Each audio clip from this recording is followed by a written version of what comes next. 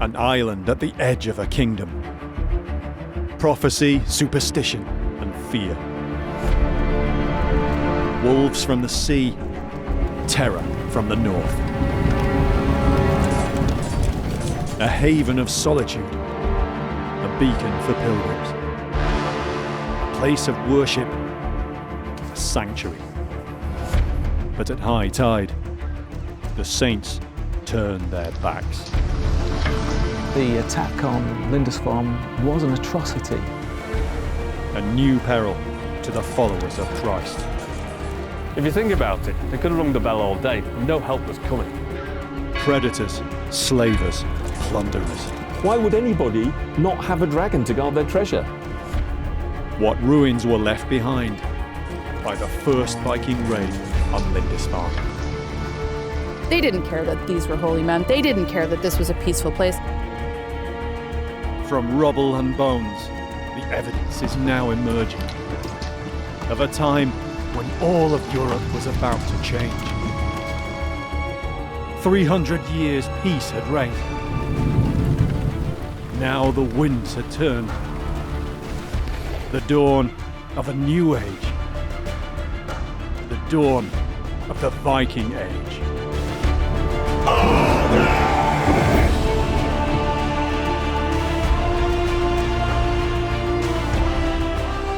From the late 8th to the mid-11th centuries, the Scandinavian peoples burst from their frontiers almost wherever the seas could take them.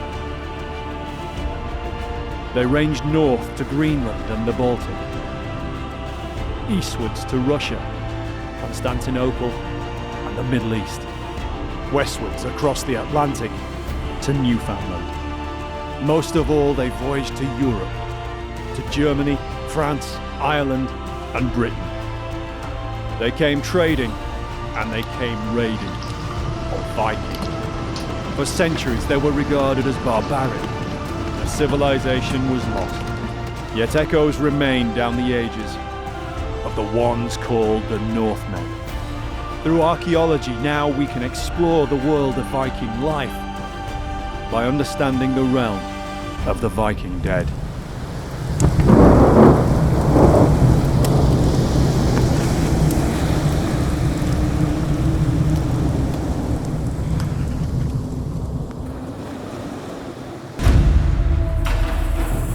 The era we know as the Viking Age began on a remote island off the coast of northern Britain. Scandinavian raiders attacked the Northumberland monastery of Lindisfarne. They killed, looted, and enslaved the peaceful monks. It was an outrage that sent shockwaves through Anglo-Saxon Britain and also across Christian Europe. Never before had such an atrocity happened against the house of God and his children. It was just the beginning. In the decades after, more raids followed, and over the next 2 centuries, Scandinavian kingdoms in Europe had grown far from their homelands. They're known to us now as Vikings, and their influence is still familiar today. What is it about these people and their period in history that fascinates us? I think the romance of heading out there into the wilds, setting forth across the sea to find fortune. People who would die for honour, people who would die to save their reputations, they had a system of values which is very different to our own. Here are these people that come around, do what they want, take what they want, enjoy themselves to the maximum, and then just disappear and sail into the sunset. Even for historians and archaeologists, it's still these stereotypes that tend to draw us to the Vikings. We know there was much more to their society and everyday life, yet they still embody something to us, in a way that virtually no other group of people in history does. Where does this deep appeal lie? I think it's partly that they embody qualities that we might like to have. They're supposed to be adventurous.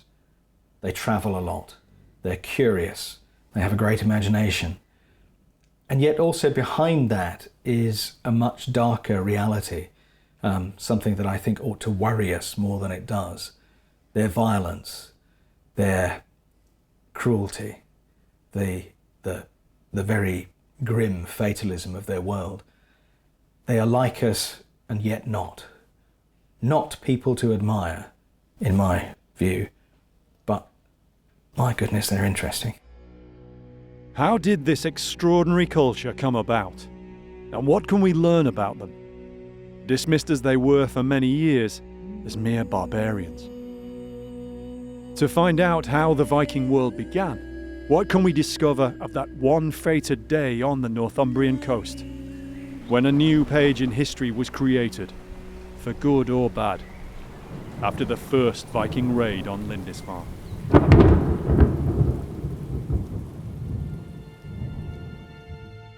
After the attack on Lindisfarne, Anglo-Saxon monks wondered why such horror had befallen their brothers in the year 793. In this year, dire portents appeared in the sky over Northumbria and sorely frightened the people. They consisted of immense whirlwinds, and flashes of lightning and fiery dragons were seen flying in the air. Warnings of this calamity and unusual happenings or strange conduct. What is the meaning of the bloody rain which we saw in Lent in the city of York in the church of St. Peter, falling in a clear sky menacingly from the top of the roof? Punishment by blood was coming from the north upon these people. Its beginnings may be seen in the blow which recently fell upon the house of God. Bloody rain and dragons aside, there were real portents that a clash of cultures was going to happen. The year 789. At Portland on Britain's south coast, 3 unknown craft made landfall. There came for the first time 3 ships of Northmen. The reeve rowed out to meet them and tried to force them to go to the king's residence, for he did not know what they were, and they slew him. These were the first ships of the Northmen, which came to the lands of the English. Just a few years later, in 792, Offa, ruler of the powerful Anglo-Saxon kingdom of Mercia, ordered the strengthening of defences along the coast of Kent. It seems someone already knew there was a threat out there. Around 200 miles north of Kent, there was no such rebuilding of defences. In fact, the next year, when the Scandinavians attacked, there were no defences at all. More than 1,000 years later, Lindisfarne has hardly changed.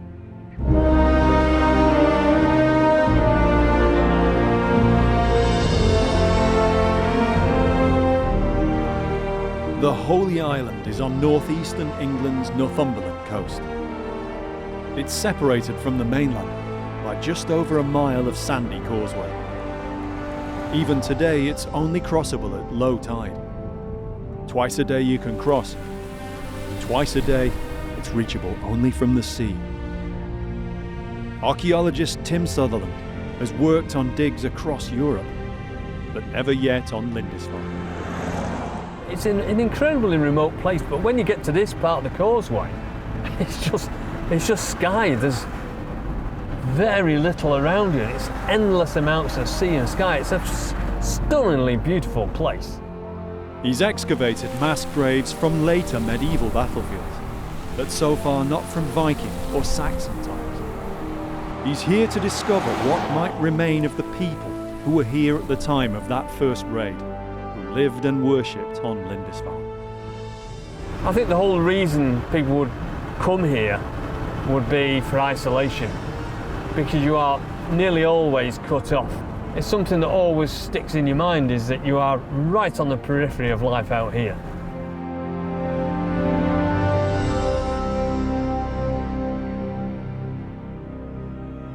As the name suggests, Holy Island was a hugely important religious centre for the Anglo-Saxons of Northumbria.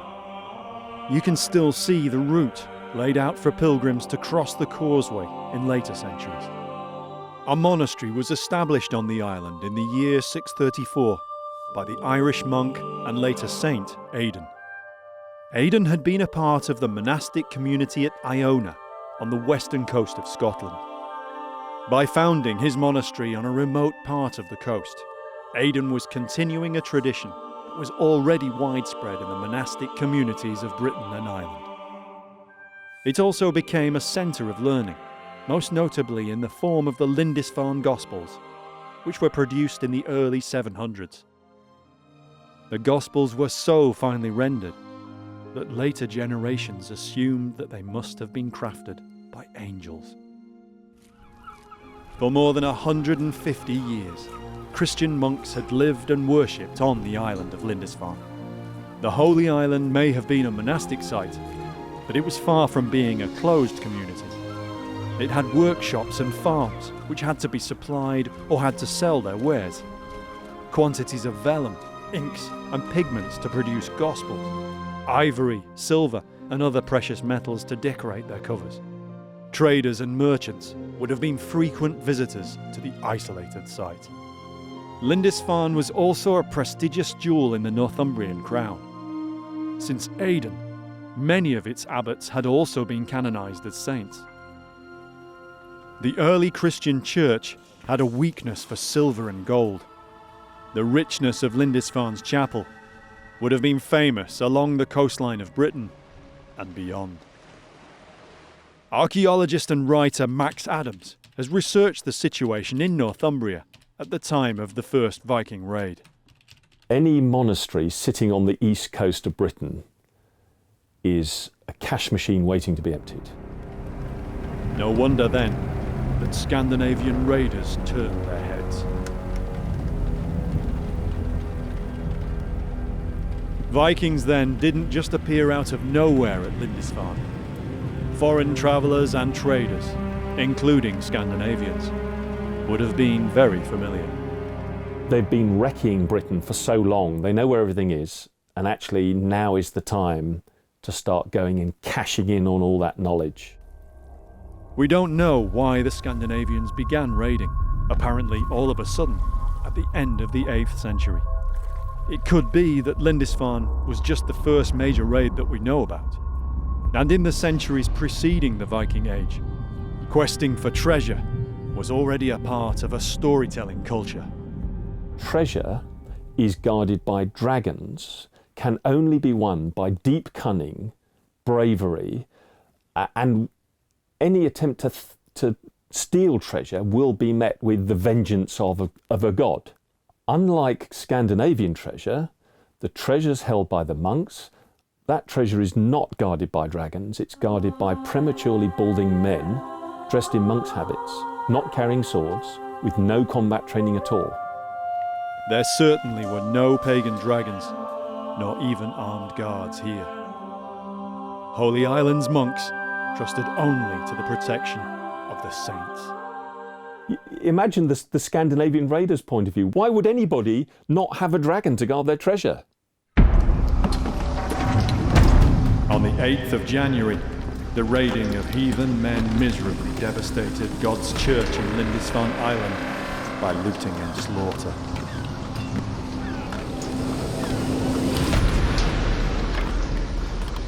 Word of the outrage spread fast among the monasteries of Europe. We know hints of what happened from a letter written by a monk named Alcuin, who wrote to Higbald, abbot of Lindisfarne, who survived. Your tragic sufferings daily bring me sorrow, since the pagans have desecrated God's sanctuary, shed the blood of the saints around the altar, laid waste the house of our hope, trampled the bodies of the saints like dung in the street. Where is the God of the Christians? Alcuin himself wasn't present during the raid, but he'd clearly heard news from either Higbald or from others who survived. The only other account we have is more than 200 years later, from Simeon of Durham's chronicle Historia Regum. They came to the church of Lindisfarne, laid everything waste with grievous plundering, trampled the holy places with polluted steps, dug up the altars, and seized all the treasures of the holy church.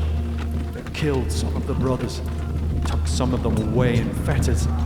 Many they drove out, naked and loaded with insults. Some they drowned in the sea. These few written fragments are all we have about what happened. But what other evidence might exist? Could archaeology tell us anything about the attack on Lindisfarne? The ruins you can still see today are those of the second priory.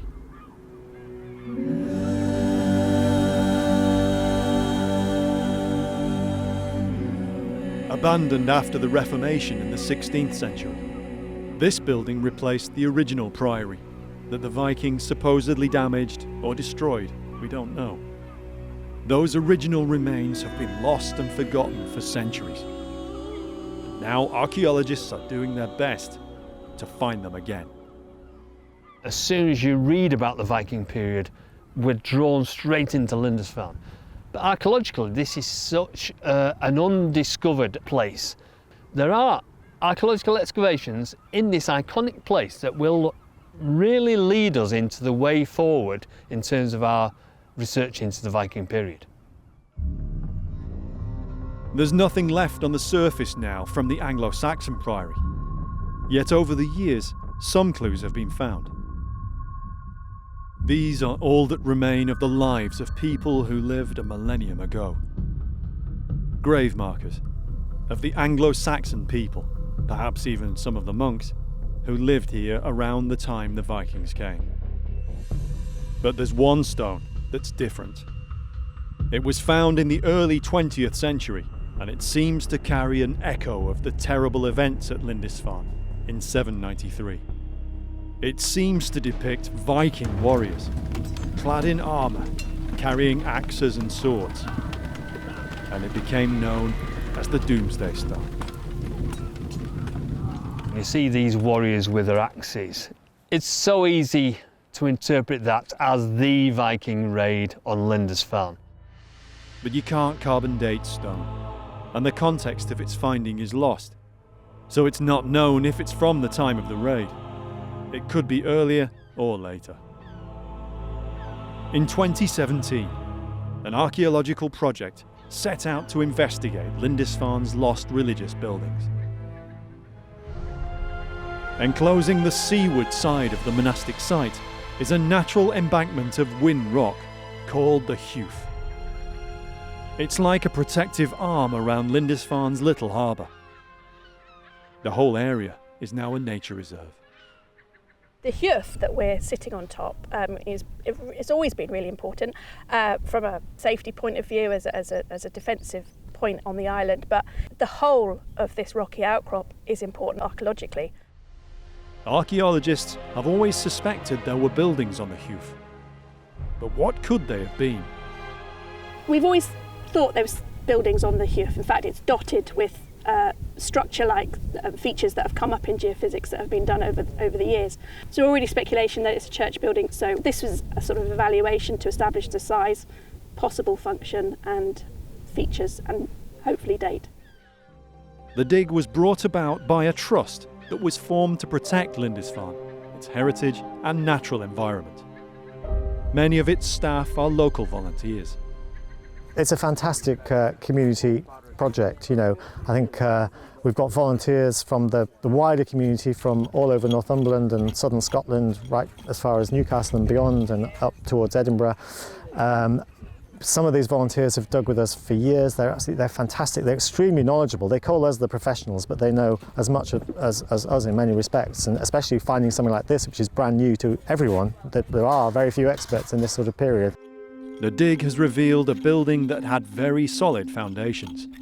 We've uncovered all of the stone foundations and found essentially an oblong building in two parts.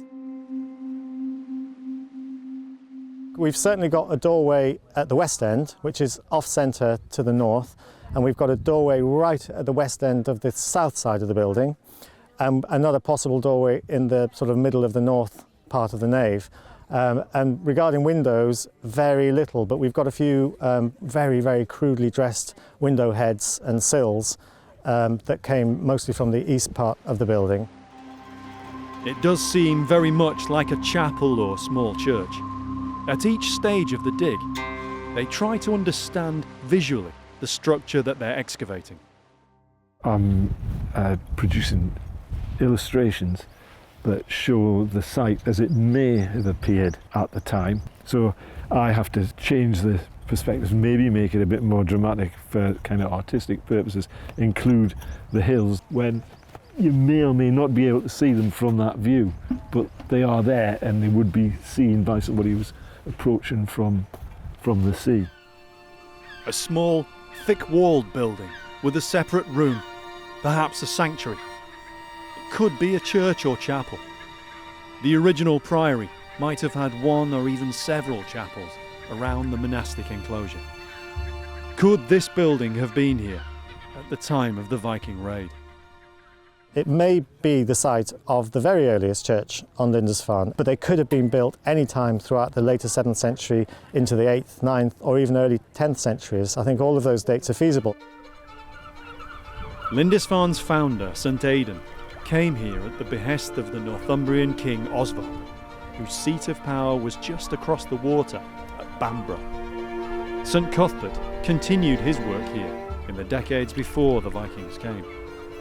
A chapel here on the Heugh would have looked down on the priory area and would have been visible far out to sea.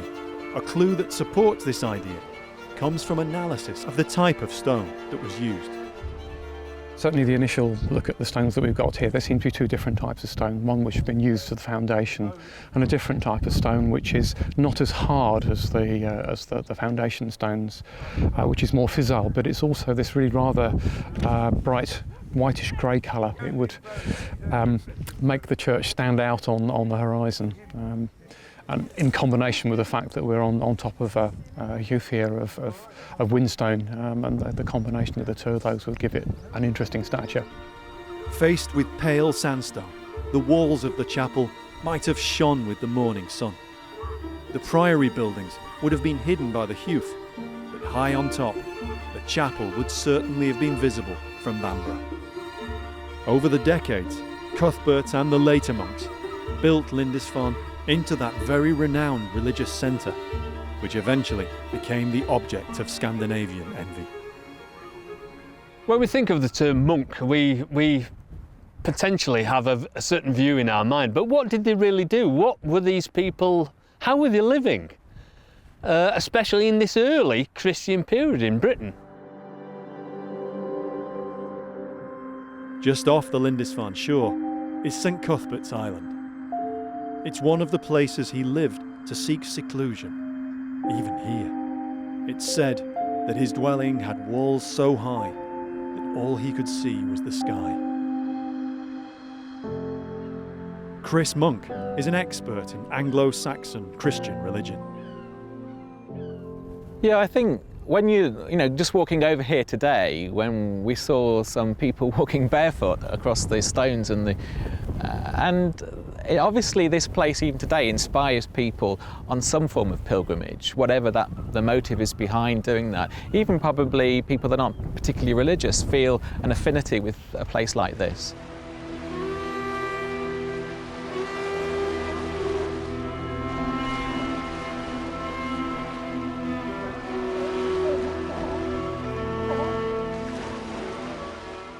Its very landscape draws you in, I think, and the sounds and the sounds of the seals and the birds. People from all kinds of backgrounds might have been part of this monastic community. In the decades after Cuthbert and before the raid in 793, there were people that would retire to the monastic life. Life was busy for monks. They had various duties that they had to perform. The most important, of course, was God's work, Opus Dei, which would involve them various hours of the day, throughout the day, spending time in a religious service. They would be singing the Psalms, there'd be readings from the Bible. But they also had, and were expected, each one, to carry out some kind of manual labour. So that might be milking the cows, making ale, maybe working in one of the workshops, metalwork, for example. I can imagine the brothers helping out with the fishing and the cockling and helping with the nets. You could imagine that. And really, although all of the brothers were expected to engage to some degree in this kind of work, it would vary perhaps to do with their seniority. So a senior monk, one that had been in the monastery for some time, may well have some special duties, perhaps to do with reproducing biblical texts, working in the scriptorium. And that would be their manual labour, because it would have a physical aspect to it. It's back-breaking work, eye-straining work. You know, they may well be involved also in preparing the vellum. Also, the brothers were of all ages here. Yeah, one of the things that people often don't realise is that part of the monastic community were children. There were young children as young as 7 who were oblates, that were brought by their parents to be dedicated to the monastic life. And they would be trained up and eventually become novices and then become full-blown monks. They'd learn Latin, and they'd learn to write, and they'd gradually develop the skills. These were the kinds of people who were present when the world turned upside down and the raiders came to Lindisfarne. Hard-working, learned, earnest people, including children. All of them defenseless.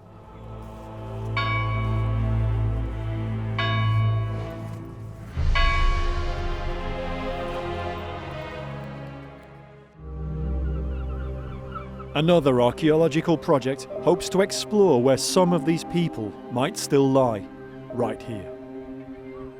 An initial dig in 2016 made some significant finds, and on the very last day they found a suspected skeleton burial, but they were out of time.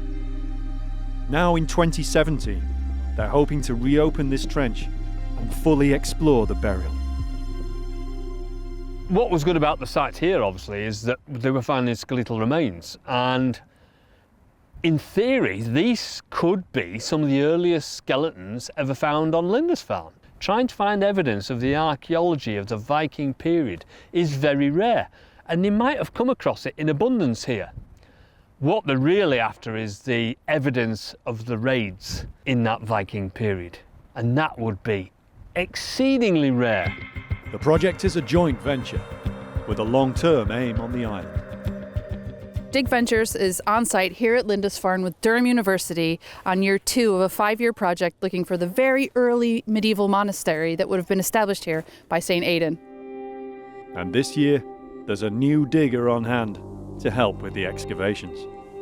So they tell me you're an archaeologist. It has been known, yes. In a long time ago now, though, most of it. Well, how long has it been since you actually did any digging, though? A couple of years, so my knees are probably recovered by now, so I should imagine if I do some, it'll probably hurt. Well, it's about time to get you out from behind your computer. Do you fancy a wee scratch about? Definitely, but all right. I'm going to trowel. That's the problem. An archaeologist who travels without a trowel? Exactly. Well, that's the thing. I'll say it's been a couple of years. All right, well, you're going to have to use mine then, I'm afraid. All right. Thank you very right. much.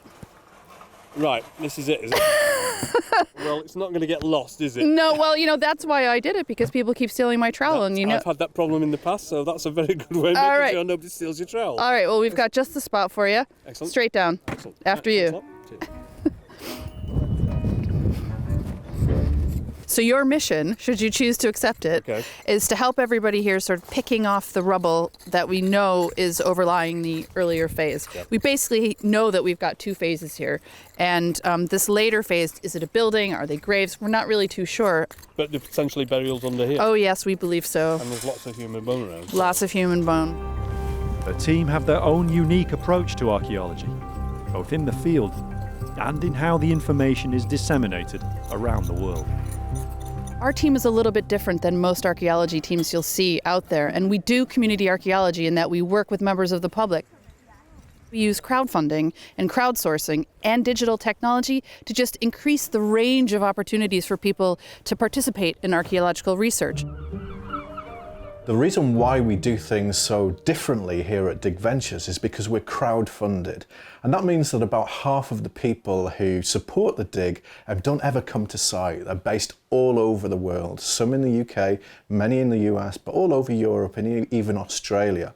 So it's vitally important that the material that we excavate, the finds that we discover, and all the context records that we make get published instantly, and they can share in the joy of discovery, just as we are in the trenches. Just keep on scrolling.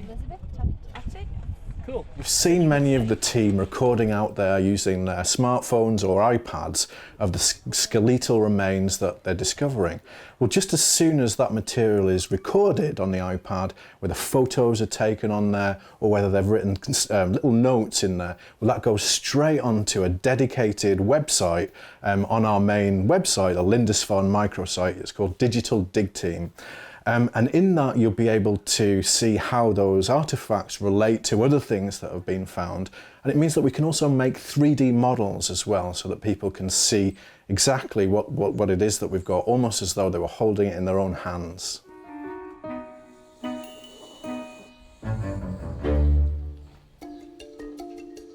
Back in the trench, the team are making progress. As the dig goes on, it's becoming more apparent how this part of the priory grounds has changed over the centuries. This would have been probably open fields, and there would have been very little stone around, and it might have been cultivated. And then what happens is that they have the monastic buildings behind, or some religious structure, and then they need a burial ground. So you go and put the burials near your structure, your church or your chapel, and then of course you need more burial ground, so you slowly move out into the fields. And it's just like a lot of village chapels. They start off as a very small area, may even be something quite private or insular, and then eventually the monastic or the religious buildings need more space as well, so they start moving out, and of course eventually they consume the burial area. But then as the decades and centuries go by, these buildings are in turn demolished and the area levelled. And as it seems happened here, it then reverted to use as farmland. The burials underneath it start getting disturbed, and then so the tops of the burials start crumbling off and bits of bone start poking out the surface. And so at the surface it looks like a complete mash of stone and bone and all sorts of different things going on. So you've got to try and make some sort of sense of it. Slowly as you go down and down, you get less and less rubble, less and less disturbed material, until you come down to the original structures, the foundations and the original burials. And these original burials are now starting to emerge. And just here, we're starting to get the bottom end of a skeleton. So we've got a pair of parallel leg bones just coming through. Then we've got our pelvis, and it looks like the hands are crossed over the pelvis. And that's really the first bit of articulated skeleton we've got. Everywhere we dig, we've got bits of human bone. So we've got skull, long bones all over the place. So to actually find proper skeleton, roughly the right alignment for a Christian burial, is absolutely perfect, just what we wanted. Couldn't ask for more right now. After we finished a dig last year, we got some carbon-14 dating on the bones we'd found, and we had 3 dates, and they all came back as early medieval period, not later. So I'm happy that everything we're getting now, this is part of the early medieval cemetery, absolutely. There's no way to be certain exactly when these people lived, but it's possible they were here in the earliest days of the monastery. Perhaps they even worshipped in the chapel up on the Heugh. These are probably the guys who were certainly familiar with things like the creation of the Lindisfarne Gospels. These are guys who would have either, if they hadn't known Cuthbert in person, they would have known other people who would have known St Cuthbert. These may have been the first people who saw Viking boats arriving across the seas, coming out of the mist. So yeah, they are part of the period when Lindisfarne, as an Anglo-Saxon monastery, was absolutely at its height. Discovery of the skeletons has made the project a real success, although the hard work of conservation and analysis is all still to come. Some of the people buried here might have heard stories of that first raid on Lindisfarne, or have known others who survived, or they might have been unlucky enough to have borne witness themselves. Well, it is impossible to be on site here at Lindisfarne without wondering, as you look around the area, where was it? Where did they pull up their boats? You know, what would the place have been when the monks realized that their life was about to change irrevocably and the Viking Age was about to kick off in what is now England? So, you know, we feel it constantly, and particularly moments like we're having on site where there's so much human remains come up. What can we know about how the raid happened?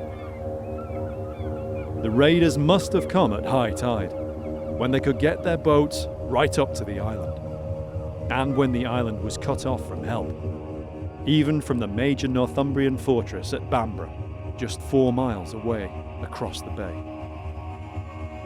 Archaeologist Graham Young has spent more than a decade excavating and studying Bamburgh and its rich archaeology from Saxon and later Viking times. It's hard to imagine that you're going to get into the awkward harbour at Lindisfarne anything other than a clear day. So you have to come around via the south part of the island to get into the harbour. You would have been in plain sight of the fortress throughout that voyage. Presumably initially thought of as an unusual merchant set of vessels. Probably it took many hours to find out that there's anything untoward happening. But it would have happened and unfolded right in front of them, even if they weren't fully aware of what was happening initially. The natural harbour of Lindisfarne might have afforded protection from the elements and the sea, but not from raiders from the sea.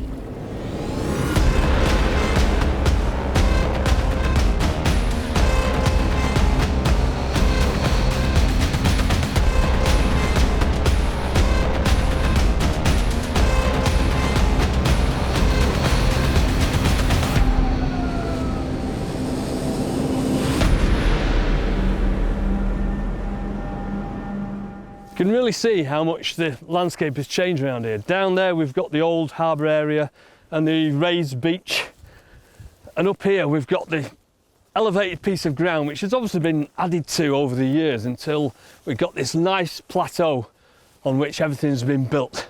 Early on, before all this dried up, you could have got ships very close inland, which means the raiders could have come straight into it, done their work and been out and gone before anybody really realised what had happened. Who knows how quickly the alarm was raised, if at all. We know from modern society that the people most likely to do you harm are people you already know. You let them in. There is a possibility that these people already have a relationship with Lindisfarne. They may be on their annual visit to Lindisfarne, for all we know, and it may be that they're trading and the deal goes wrong. It's perfectly plausible. It may not be malice aforethought. It may be just a deal that goes wrong.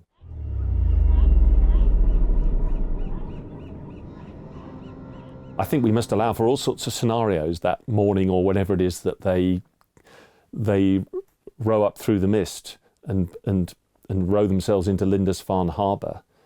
And the monks come down and take the tow line from them and bring them in. What have you got for us? Well, what have you got for us?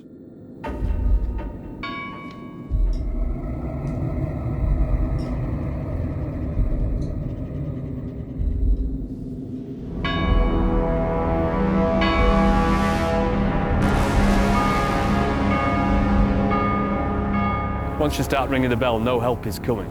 You're completely cut off. And you might as well be on Mars, because the nearest help is over in Bamburgh, and they're too far away. Alcuin the monk suspected the raid was due to the brothers of Lindisfarne becoming too lax in their worship. What security is there for the churches of Britain if St. Cuthbert, with so great a throng of saints, will not defend his own?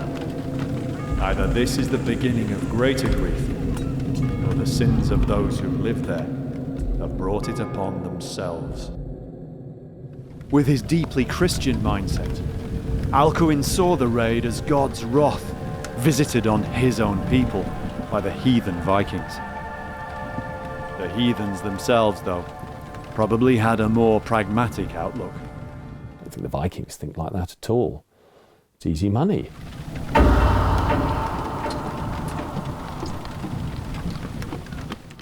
Some of the brothers, if they were perhaps out and about, may have rushed back to the inner sanctum, to the church, to the altar,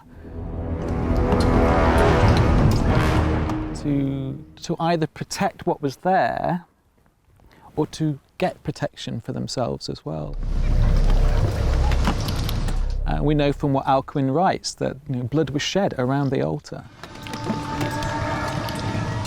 The blood of the saints was trampled on like manure, he says. I imagine them perhaps running there. Maybe some of the children ran there too. Maybe one of the masters took the schoolmasters took the children there.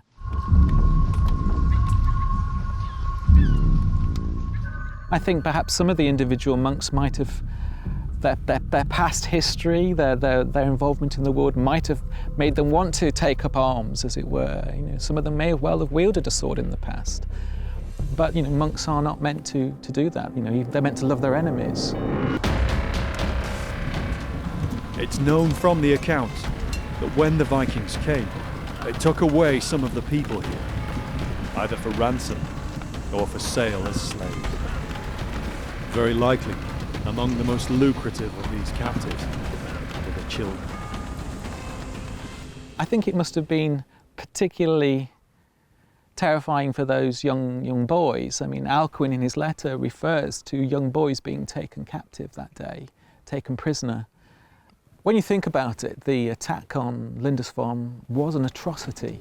What shocked people was the fact that it must have felt in some way as if God had abandoned them. Still no archaeology has been found which reveals traces of the awful events of the raid on Lindisfarne. No evidence of burnt buildings. So far, no trauma on skeletons which might show death from conflict.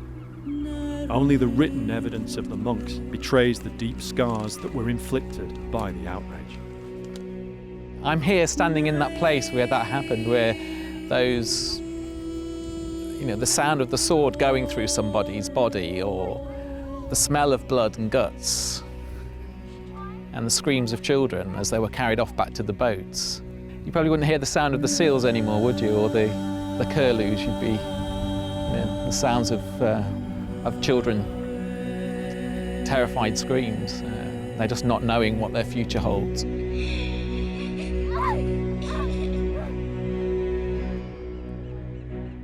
As all these horrendous sounds started to recede as the Vikings went away, the brothers would be left with the sounds as they were before, the sounds of the wind, the sounds of the birds, the sounds of the seals, and they're just left to cope with the aftermath.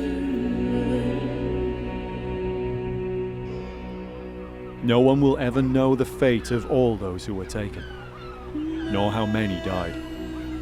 But in 793, a page in history had been turned, and a new age had begun. One thing's for certain, whatever happened here on that day in Lindisfarne, it was just the beginning, because the Vikings were coming.